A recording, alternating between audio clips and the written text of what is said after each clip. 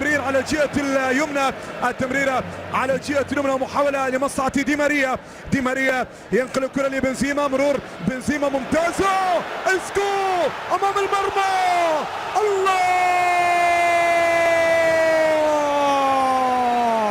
الهدف الأول للميرينجي، الهدف الأول للملكي، اسكو يسجل الهدف الأول للريال.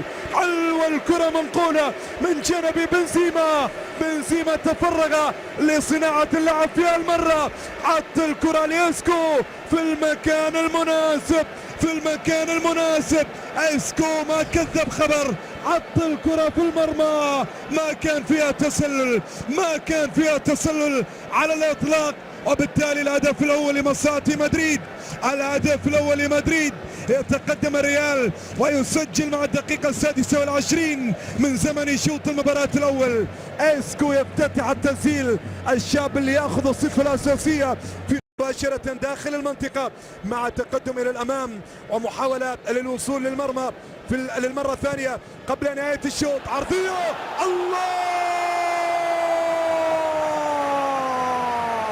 الهدف الأول لرونالدو، رونالدو يصل للمرمى، رونالدو يسجل هدفه الأول في الليغا هذا الموسم.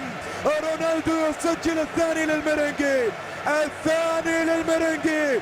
أنطونيو يسجل في مباراة اليوم أخيرا، يسجل هدف جميل، راسية صعبة على حارس المرمى، وبالتالي الهدف الثاني للريال قبل أن ينتهي شوط المباراة الأول. رونالدو يسجل ويفرح أنشيلوتي، رونالدو يسجل وسوف طبعا يكون